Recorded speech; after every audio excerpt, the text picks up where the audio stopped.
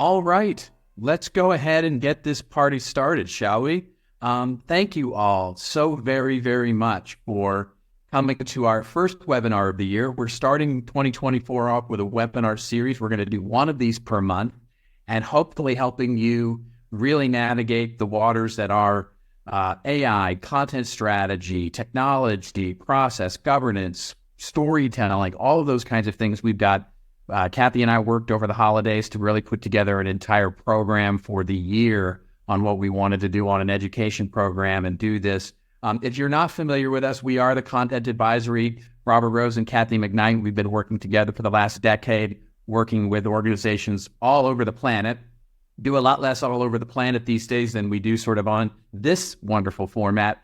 But we are starting to get back into some in-person stuff. So this is really encouraging to us because we absolutely believe that working in person is truly wonderful and great. We've had the distinct pleasure of working with organizations large and small, as you can see. And if you want to learn more about us, there that little QR code will take you to the wonderful little website that we have. Kathy, it's great to see you. It's going to be so much fun to do today to talk about getting ready for AI. Absolutely, Robert. I'm looking forward to this. So why don't we get going? Okay, let's do it. So we need to jump back here and we need to talk a little bit about where we are, because what we want to do today is really begin to provide a bit more pragmatism and like what's really going on with AI in business, and especially as it pertains to generative AI and content in marketing and communications. And so to do that, to set the stage for where we are in 2024, what we're going to talk about is jumping back in the time machine to go all the way back to sort of the early part of the century, as it were, right around 2001, 2002. And there was this new disruptive technology called web content management. And it was going to revolutionize the way that we did digital content, manage our websites, manage all of the content that we had in a digital format. And the promises were huge. Right? It was all about managing these large amounts of unstructured material and multiple media, also known these days as digital assets. It was about getting consistent with sort of well-defined ideas of roles, responsibilities, charters for our marketing and communications team to work so well together and produce all this amazing content through a very structured workflow process to enable the composing and publishing of different information to different formats, different audiences. We had the promise of personalization. We had this idea of isolating, editing, and creating content and having version control over all the things that we were going to do, and enabling all of our websites to have search and the retrieval of filtered content so we got to exactly the right message to the right person at the right time. And it kind of didn't work out that way. And what happened, right? What happened with that? Well, in many ways, those promises, what happened was we saw companies of all sizes say, okay, let's try this. Let's play with this. Let's have the individual marketers, let's have the individual people create content in there and publish content to the point where it became so democratized that, as one client recently said to us, really anybody with a budget could publish to the website. So it got crazy quickly, and it became this really focus on how can we get our arms around this? How can we harness this technology in order to create great content, manage great content, and then ultimately publish and measure it? Now, here's the thing. There was one fundamental flaw that really created the biggest challenge all the way around. Kathy, you can go to the next slide. It basically is this mistake that we mistook creation for a workflow state. It is not. Create is not a workflow state. When we would set up these sort of initial workflows or these initial processes for the business, what we would look at is we would say, okay, there's a marketing team and there are people who need to do stuff, to create content for the website, to create landing pages, to create all these things that need to be consumed by customers and that are being requested by salespeople. They're being requested by our C-suite. They're being requested by the demand gen teams. And we said, okay, there's create, and create just kind of happens. And it was interesting because create just kind of happens was when you walk in and you would say, and we've done this many times with the business, we'll say, how do you actually create content? And the answer is kind of a shrug shoulder and like, I don't know. It just sort of happens. The real state that we really start with is intake, right? For the most kinds of things that we look at, the first step is intake. Like we intake ideas. But of course, create is a process in and of itself. Creation is the process. And the companies and the organizations that really get it right, that understand their content strategy and can get organized and consistent and cohesive and meet all of those promises that we were supposed to meet when web content management and content became a digital thing, are the organizations that understand the creation process. So in other words, how are ideas formulated? How do we take these wonderful big ideas and then prioritize them against what it is we're trying to do from a marketing objective perspective, from a content or customer service perspective, from a messaging brand, all of the different business objectives that we have as communicators. And so when we sort of put all of that together, we start then doing research and we start writing. And then when we put all of those things, those expressions together, now we're ready to start managing that content, the expressions, all of the different containers, whether it's going to be web pages plus email plus all those different things. That's what gets us into the managed process. So if that was the challenge, then where are we today, right? Where do we look at when we're in 2024? You can go to the next slide, Kathy, which is when we look at this, here's generative AI. It's here. I don't know if you guys have noticed, but there's been a little bit of a buzz about this whole generative AI thing. And what are we noticing? What are we seeing companies do? Well, we're seeing companies do exactly what happened in the early days of web content management. In other words, organizations are saying, well, let's play with it. Let's see what happens. Let's let practitioners do the little things with it and figure out how it's going to make us more efficient or more effective or where it's going to apply, in all of those individual jobs. You've got sort of the extreme of that where you've got companies going, hey, can we get rid of all of our writers or can we reduce our writing expenses because this new Gen AI thing is there? And the interesting thing is that there are all these new tools that are promising to do all of the things that we've heard about, right? They're going to make teams more creative. They're going to make teams more productive. But what does that even mean? I mean, what does that mean? I mean, I'm hearing so much and see so much on social media and hear so much from the technology vendors like, we're going to help your team be more creative. Really? What does that mean? Like, we're going to help you be more productive. We're going to help you scale. We're going to help you do more things. Like, what does that mean? I mean, I understand what it means for me as a content practitioner. I can use an AI tool to generate derivative content, or I could do all these things. But what does it mean to the team? What does the business? What does it mean to our creation process? What does getting good at AI really mean? In other words, when we say we need our teams to get good at AI, what does that mean? And so it's not certainly about better prompting. Better prompting is not the answer, right? It's not going to be some specialized thing to help us code up the interesting ways that we're going to get value out of our content, if for no other reason than because we shouldn't have to become AI whisperers in order to get good quality value out of the AI tools that we're doing. So we realize that we've got these individual use cases, and maybe your company has been doing this. Maybe your company has been letting people sort of play around with ChatGPT or do this, and maybe there's some IT restrictions, and maybe you're doing it on your phone because you quite honestly are routing around IT. Maybe there's some legal restrictions. Maybe you're sort of playing with it to see what will it be able to provide and all those kinds of things. But which of these use cases are most important? It's like, it's literally, and I know this is a dated reference, forgive me, my Gen X is showing here, but I mean, this is literally Kramer and Seinfeld going, why don't you just tell me the name of the movie that you'd like to see? And that's where generative AI is today. What we can see is, how do we get good at it? Now, we've done research like just about every other organization out there has done research, but we took a little bit of a different swing at the research we did, right? Which is, we wanted to know, of the businesses that are out there, how many of them are actually integrating generative AI into their content workflow process, and specifically the creation process.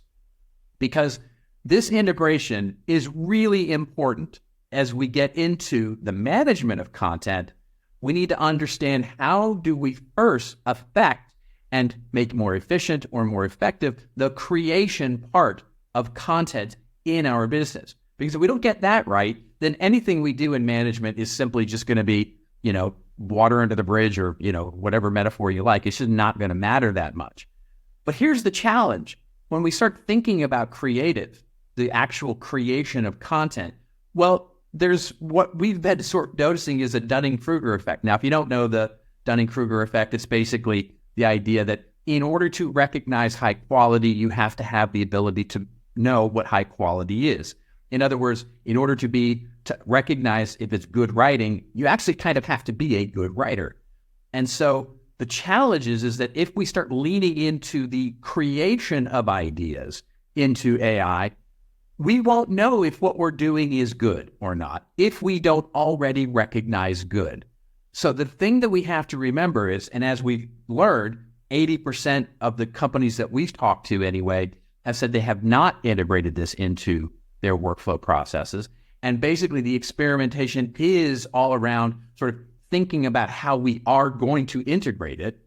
We have to understand that as practitioners, as managers in our business, as leaders in our business, we have to think of generative AI not as a way to generate ideas or to create those ideas. It is a way to express. It is web content management. It is ultimately content strategy. It is the expression of that content, of our ideas that come after we actually create that ideation and help us understand where we can get better efficiencies or more effectiveness. That's the key of getting good at AI, is understanding where and how it will integrate across all the functions that we have to manage as part of the content lifecycle. Go to the next slide. So, yes, we have fear, uncertainty, and doubt. The FUD factor right now is very real in many organizations. This has been what we've seen. So if you're feeling behind right now, you're not. Many of the businesses that we're seeing are still in that sort of experimental or getting ready, right? The sort of, well, what do we need to do to actually get ready to start to create that value, that integration in the business? And it's being treated very much today like the early days of the content management idea, which is we're trying to understand ultimately where teams will benefit, where the integration and cross-functionality will benefit. But what we're doing is we're letting the individuals only play with it in their own little sandbox. So what that does is that it ends up getting to, and we've talked to so many companies about this, is where the practitioners, the writers, the creators, the measurement people, the campaign managers, all of them playing through their lens with their small element of generative AI are only starting to really discover what the tech can't do. In other words, the writers are slowly discovering, and you're starting to see this across social media as well, like, it's really not that good. Or, I can still see how it would create derivative content for me, but it's not really helping me do my job. Or they're saying, it's not really helping me do my job here at camp. It's not really helping me do my job yet here. And so there's all this sort of individual perception that it's not quite working. And the reason, of course, is because just like web content management, it needs to work across all those different areas. It will only help if it helps the team. So it's really hard to get an accurate sense of readiness when all we're doing is actually looking at it from those individual lessons. So how do we fix that? How do we actually fix that idea? How do we get ready for AI? That's the real key. And go to the next slide. So the AI opportunity is big. We know this, right? There's so many different areas where we can start to apply. Creating content, as we've said many times, is probably the least interesting thing that generative AI does, but there are tons of things that we could or should be doing and recognize it as such as competitive research. Like we can do what's not being covered by competitors, or we can look at competitive research with Gen AI and chat with it. Or we can create automated SEO tagging. We can do things like semantic analysis of the content we're creating so that that's a scalable element. We can maintain consistency of voice. Tools out there helping us use AI to say, here's how to use our jargon, or here how to use our vocabulary or our tone, or maintain brand guidelines and content guidelines. There's, of course, scalability with multiple versions of all of these things. There's original content, of course, that can be created, from original blog posts to social posts to all sorts of things. There's increased efficiency in all of these kinds of things, right? By automatically creating derivative pieces of content. There's a ton of real sort of opportunity here, but how do we start to apply it? Because in many ways, it's very much like the sort of ideas around web content management. So what we've discovered, and you can go to the next slide now, basically we can get ready to be ready for AI. In other words, there's an AI readiness that there needs to happen. And what we've seen is that there is a process that we can go to, a process that can help your team go from a team that's going to work together to figure this out to an actual maturity model and then requirements for whatever the technology is going to be. So I'm going to turn it over to Kathy now and let her take over and sort of walk through this process, and we can walk through this idea together to sort of see how you might map your own readiness for generative AI. Thanks, Robert. So I can tell you the starting point is not with which AI tool I should buy. After 15 years as an industry analyst, I'm still a little surprised that this is where companies want to jump to. It is always about throwing random technology at a problem before they've even really figured out what the problem is. So the other challenge with generative AI is that there's so many companies who think they're ready, but the reality is they're probably not. We've seen this particularly over the last 18 months, as Robert alluded to, not only our interactions with clients, but the research that we did, is that companies are asking us to help them choose a generative AI tool. But more tragically, they're implementing a Gen AI tool, or help them actually rather implement a tool that they've already acquired. And the challenge is they don't know what problem they're solving for, because they've got all of this pressure and, they think, oh my gosh, we need to buy something. They got to keep up with the hype, right? That FOMO, that fear of missing out, when the latest, greatest tech comes in, Gen AI has just amplified that. We've never seen a technology take the world by storm like this one has. And it's really difficult to resist, particularly when there's questions and pressures from others to get on it and to start moving. And what are we doing about it? And how are we using it? So Robert and I looked at our TCA technology selection adoption methodology, considered it specifically in the context of generative AI and what it had to offer. And we came up with this readiness framework. So first step, really, it has nothing to do with AI. It is all about getting your hands and minds and then documenting the end-to-end process of how content ideation actually happens in your org. Where are ideas formulated? How are they harnessed? How are they transformed from, something itchy and scratchy in your head that you etch out to really raw content? And then ultimately, how does that get designed into the assets that are going to provide those customer and content experiences that you're looking to deliver? And once you look at that, then you've got to start looking at what the process should be. Not what you wrote down 4 years ago, but actually what it should be. What is the best way to go about this?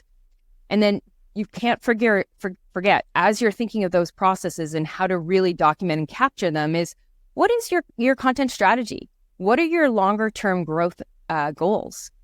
And it's not just about the content and marketing goals, as we are often the ones that are neck deep or over our heads in terms of the technology and AI and trying to figure out how to use it.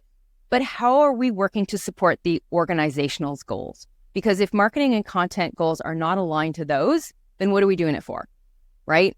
We're clever, we're smart, we can come up with great stuff, but if it isn't meeting the end needs of the organization, then we're really not doing our jobs. And then the last step is really looking and assessing the benefits of integrating Gen AI capabilities and then mapping them to where you want to go. Starting point where you are today, and then moving forward, what's the vision? So let's look at each of these steps in a little bit more detail. So the backstory here is that this scenario is based on a technology company that we worked with last year. So they were looking to integrate generative AI into a content marketing process. The team, like so many of them, were seeking counsel on, okay, where do we start, right? We've done all the reading, we've been attending webinar, we've gone to conferences, all of these things, and we're still just stuck. So what we came up was an action plan. And based on the readiness program that we had developed based on our experience with other technologies. So the first thing is do an audit. Look at what work is getting done and how it's actually getting done. Not, like I said earlier, the documented process that you did 2, 3, 4 years ago, but actually how is the work getting done? What are all the steps? Who is involved? How is information being exchanged? How is it being tracked? What are the metrics? All of those things. And then also, what are the standards to support that? What are the roles and responsibilities including that? You need the big picture of how work gets done. So for example, one of the biggest challenges with this organization was thought leadership and how it was scheduled. So intake forms existed, things were coming in from email, all of these things. They thought they had a process, but they really didn't. So what they had to do was go back and look at it, start with an original, a starting point. So somebody coming to them for a thought leadership piece and say, how does this work?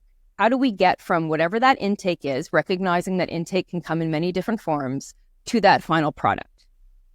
And so rather than so they captured what they did, but then what you've got to go is look and think about what does the business need, right? How is this being applied against other elements of content? Because surely there's not a separate process for each and every kind of content that you're going to create. And again, what are you looking to achieve? You've got to understand that when you're thinking about a process today and mapping it out to be optimized, you've got to think about what you're going to start, stop, and keep. Because you can't keep doing all of the things and then add to those things, because you're never going to get anything done. It just takes up too much time.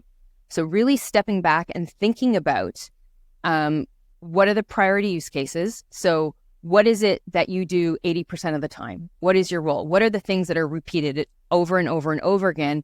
And start there. There's no point starting in something that you only do once a month or once every quarter, because you're not going to gain and see the efficiencies and the effectiveness and impact that the technology can have. And then also think about how that priority use case then leans into some of the other use cases where there's slight variations, so that you're aware of those. Moving on to step 2 is about designing and prioritizing, right? So I can guarantee you that successfully implementing and adopting and scaling generative AI within the organization is going to create challenges. It's going to create friction, and it requires careful planning, resources, and training. A great place to start with the assessment is your readiness to integrate AI into your business with a process audit. So again, digging deeper into the existing or current behaviors, how are things actually going to get done, and what's at least one priority use case, as I mentioned earlier. Also a stage here is thinking about your maturity level. And this is where you really have to take a hard look at the mirror and not look at, say, hey, this is where I really want us to be, but actually where you are today. And we're going to get into a little bit more about the maturity model on the next slide. But really understanding where you're starting from is going to enable you to set a path forward and grow and get to those next stages of maturity. When you think about a maturity model, and this is something where we see organizations, again, often thinking they're either further ahead than they are, but also keep in mind, when we think about a maturity model, we're often thinking about them in a linear fashion, and we really shouldn't. This is not something that you have to step through stage by stage by stage. It's not like the board game of life where you have to actually click through each of the blocks, right? This is something where you can go, in this case, from experimentation to fluency, because through your experimentation, you got it. It clicked, it works, you figured it out. You do not have to go through each and every stage for each and every feature and functionality within generative AI or any other technology. The other thing to consider too is understanding where you are as an individual, then where you are as a team collective is going to be different to where the rest of the organization is. So as you start rolling out these features and functionalities, as you start considering the implication and application of them, how that happens, because again, what we're finding with generative AI is that is falling on the shoulders of marketers and communications and content teams, is they are being the ones to ask to quote unquote figure it out and do it quickly. But oh, by the way, make sure that the I's are dotted and the T's are crossed and there isn't anything illegal about what you're doing and that our brand is protected, that copyrights aren't being infringed upon, et cetera, et cetera, et cetera. There's a lot of pressure here. So as you start taking this out to the rest of the organization, make sure that it's being rolled out to where they are on the maturity level, not where you are or where you started, but where they actually are. Some are going to just take it and use very little features and functionality about it. That's fine. There's going to be other parts of the organization that really want to lean in. So by you starting again with stage one, identifying how it can be used and how it can be integrated to improve a process, not just be thrown at something willy-nilly because that's what everybody else is doing and all the cool kids are using it, but actually where you can leverage to help the organization. You're going to need to go through that again as you, if you're responsible for it, roll it out to the rest of the organization following those steps as well. And then finally, once you've done all this, you get to the third step. And in this particular case, there is no perfect time to when you buy technology, to when it works. Some of you are going to want to start right after you've identified the use cases and figured out where it can fit, documented all of the actual processes and come up with, how it actually works. You've gone through the workshop to test it. Please don't do this in a vacuum. It really takes a team to make sure that you get the processes correctly, or processes, depending, Canadian, American speaking. You want to test this out before you get to this stage. You want to make sure that the optimized process that you've come up with, that whether it's you, whether it's two people, whether it's a team, actually works. Have it tested with others. Put some outside pressure on it. That's the way you're going to get it right. So again, whether you start the selection process right after you've done that, whether you wait until you've been running with it for a while and you've really worked out some of the bugs and you've really seen where it brings value, where it's adding efficiencies, or where you've been able to identify where the technology plus some new skill sets are going to make a difference, or perhaps where, you're able, it's a brand new process and the existing team can leverage it, right? There's different ways in which you can see the benefits that are going to come out of generative AI. But whether you do it immediately after because your procurement team and it's going to take you 18 months to get there, or whether you wait a year in order to really figure it out, selecting a technology, whether it's generative AI or anything else in your MarTech stack, really, there's a process to be done. Robert and I have been doing this for many years. And we've come up with a really tried and true process on how this works. QR code on this page here will take you to the guide. It gives you the step-by-step. Of course, we are happy if you have any questions to engage and help you out and give you some direction in terms of how to make an efficient selection process. But make sure that you know and have this background. You've done the step 1, 2, identified not only where you are on the maturity level, but also where you want to get to on the maturity level before you move into the selection. Because if you don't know what you're buying for and what the best fit's going to be for you, chances of finding the right tool, let alone the best fit tool for you, is going to be a challenge. And getting the wrong tool, implementing it, means adoption is going to be like the steepest curve you've ever had. And I say that having been on all sides of the trifecta when it comes to technology implementations. You want to make sure that the technology and the investment that you're making in the technology is the right one, and that you've done all of the background work in order to make and choose the right and best fit technology, whether it's generative AI or otherwise. So recap, because I want to make sure that we get some time for questions. These 3 steps are really going to set you up for long-term success. These are not one and done activities, but rather a new way to approach process, team, technology, and really maturation and evolution of your team and how it leverages technology, whether existing or what's coming around the pipe next time. These steps are going to help you implement generative AI or other technology and otherwise as well, it's going to contribute to and include benefits for processes and support. And it's going to enable things rather than bog them down.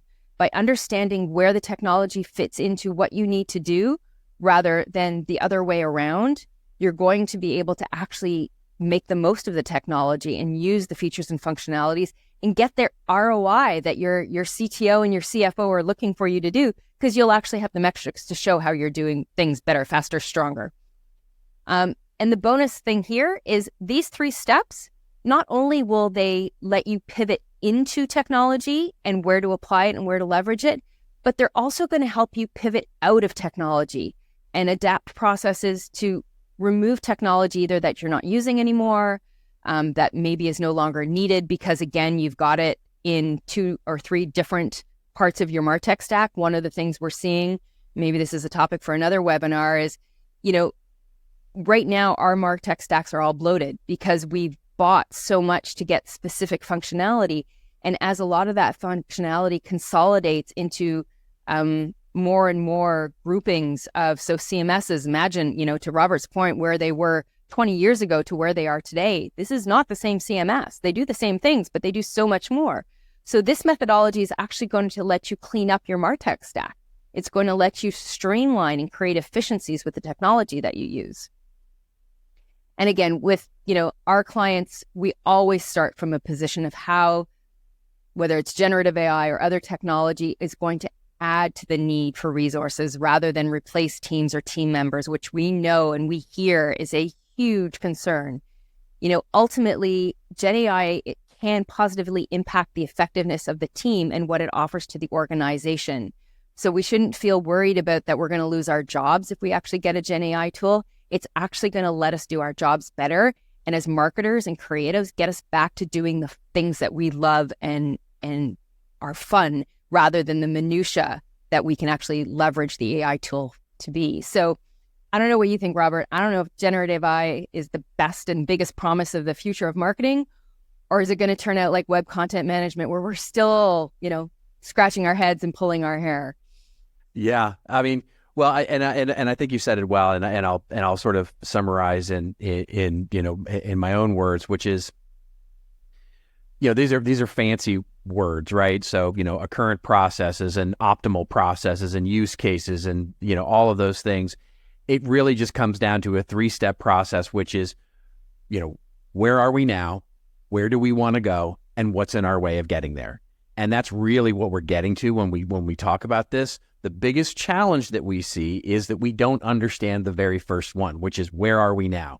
So it's really hard to map where we want to go or what's in our way of getting there when we don't know where we are at the current moment. And so that's setting up that audit of those current processes, the actual what's really going on here, not at an individual level, but a team level. What we're finding, just to Kathy's point, in doing this with the clients that we have, we're finding that actually when we get to the other side of that, in most cases, it's not about cutting heads or actually getting more efficient or doing content faster or certainly doing more content. It is ultimately about things that we're not doing that we could be doing if we were to put in the gaps, what I'm talking about. Things we could be doing were we to put in a technology that helps us.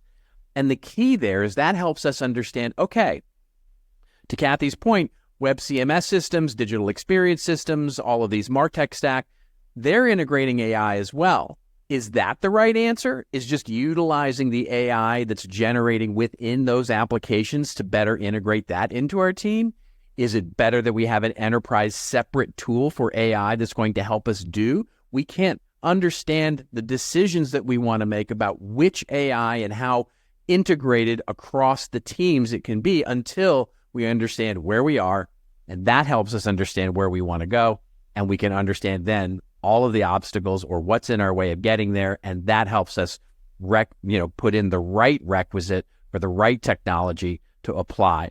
And that's really ultimately it's just that simple, and it's just that pragmatic. Now, it's harder to do, I understand, because you're in a team and you've got other things to do, and this is this is not your day job, and all those kinds of things.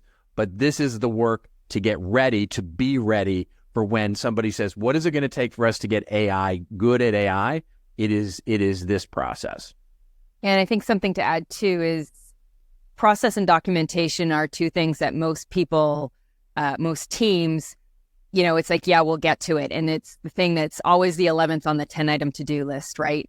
So in actually taking the time to audit the processes involved in the marketing and the content creation and all of the related activities that go along with supporting those two functions for the business, whether you get to the Gen AI tech selection or not, you will gain, so much more knowledge and be so much more effective just by understanding how things work or dysfunctionally work and making slight modifications. You may end up deciding that, no, how we do things is right. Fantastic. You know what?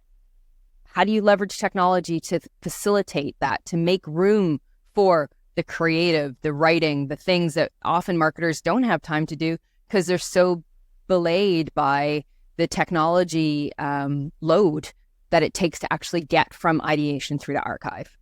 It's a great point, which is and to sum that up, it's basically there are early wins at the end of each of these steps, right? Which Absolutely. Will, at the very worst, you'll actually understand if you're air traffic control, right? And you're the content team or the marketing team. End of step one, you at least know all the planes in the air. You know where everything is. You know where everything needs to head. The end of step two, you'll understand, okay, what are all the things that we can and should control in a prioritized way and should be on our plate. And at the end of step three, if you decide to go there, to Kathy's point, is now you'll have making the right choice about the right technology. All right. Well, we had a whole bunch of questions. We did? Fantastic. Yeah. Well, not so much during we've got a couple from in real time, but there was a whole slew of them beforehand. But yes, thank you for those. Yes. So before we jump into the questions and we'll give people a chance now to throw their questions into the Q&A window of the Zoom tool so that we can build those up as well. We want to make sure we address anybody who's actually online. We have a great group of attendees right now and get those questions answered. But, Robert and I, as I mentioned earlier, and as did he, we've been working together for more than 10 years now. And one of the things as a project manager, PMP, and my brain works very much like that, is we are constantly looking at how we do things and how we can make them better, much to Robert's chagrin sometimes, because I'm all about the process. I'm all about the documenting and making sure we have a way of doing things that are repeatable. So Gen AI actually gave us a really good push to think about, okay, how do we do things? What is needed in the organizations that we're working with? And we have literally the privilege of working with amazing brands and organizations around the world and seeing the inner workings. And some of you will take some solace in the fact that a lot of organizations that we've worked with, you think, oh my gosh, they've got it all together. They do not. There is room for improvement. There's help. That's why we get called in.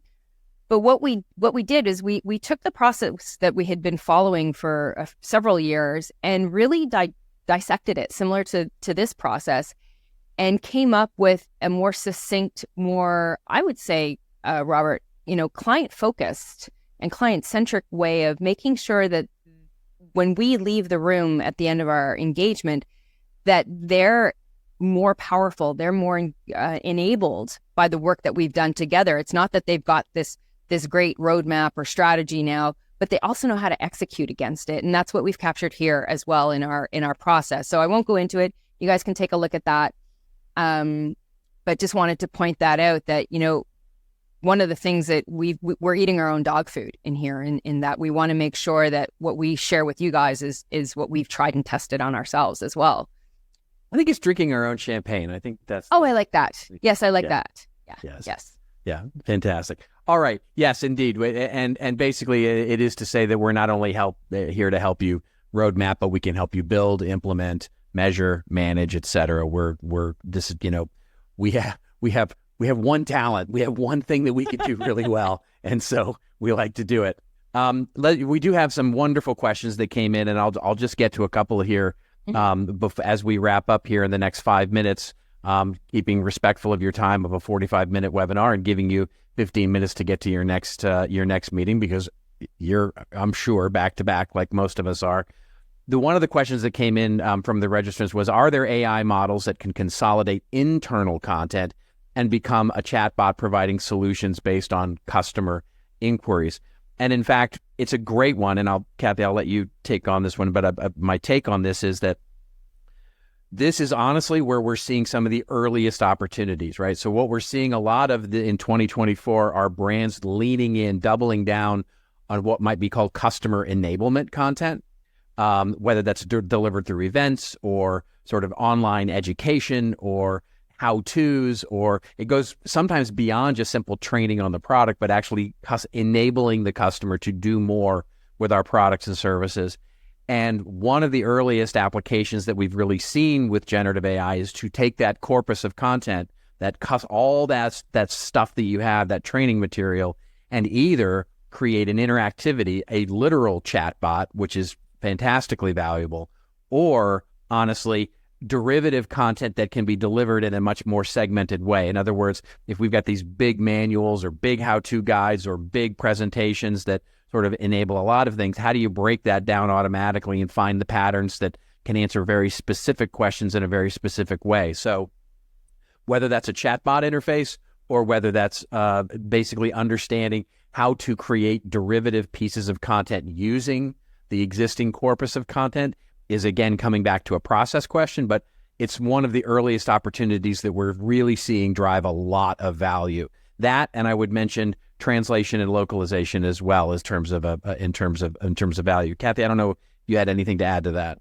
No, I think you covered that well. It is one of the most proven use cases out there right now as far as how Gen AI can help and facilitate. I mean, the chatbots have been around for a really long time.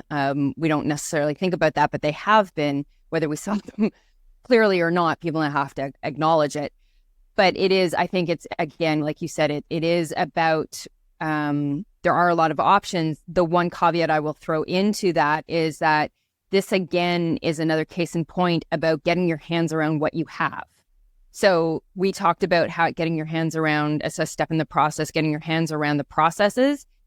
It also requires for Gen AI to really work well from a content generation perspective, whether that's dynamic on the fly, whether it's variant testing, those kind of things.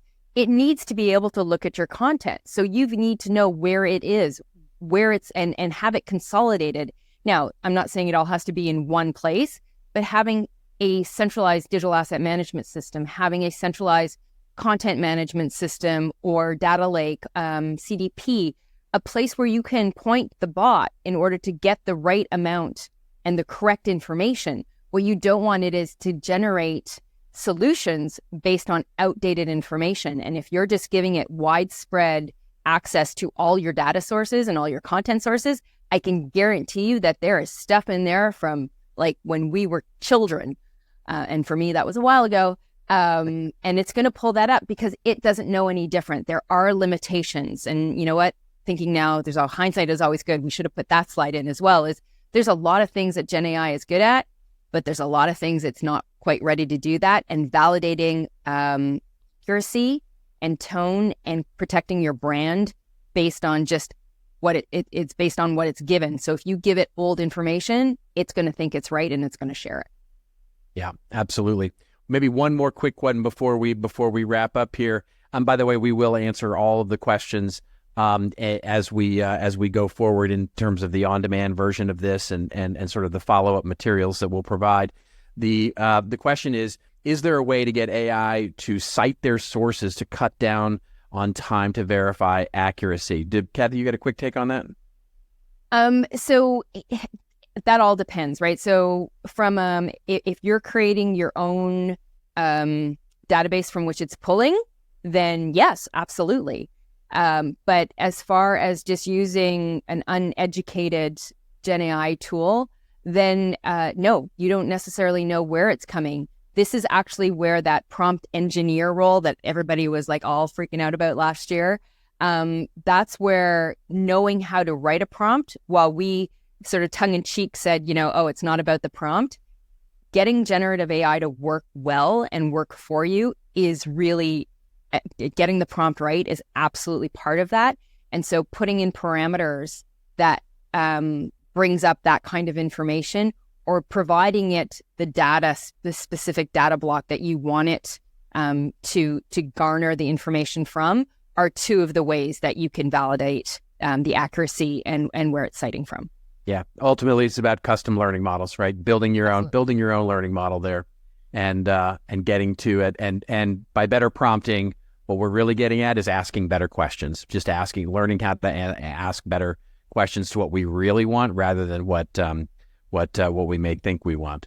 Yeah, and there are tools that do include citing resources. Yeah, indeed. And with that, thank you very much. Thank you very much for hanging out.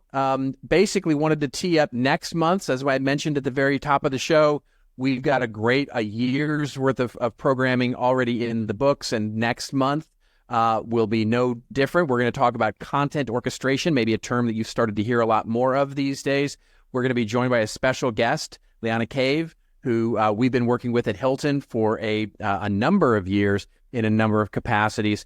And Liana is going to share what the Hilton journey has been on content operations and content orchestrations, and sort of evolving their entire content strategy to a content orchestration. And we'll all learn how to sort of optimize our content strategy together. So thank you very much. I hope you'll register for that, and we'll see you next month. And thank you very, very much once again. And remember, everybody, it is your story to tell. Tell it well. We'll see you next month on the next webinar.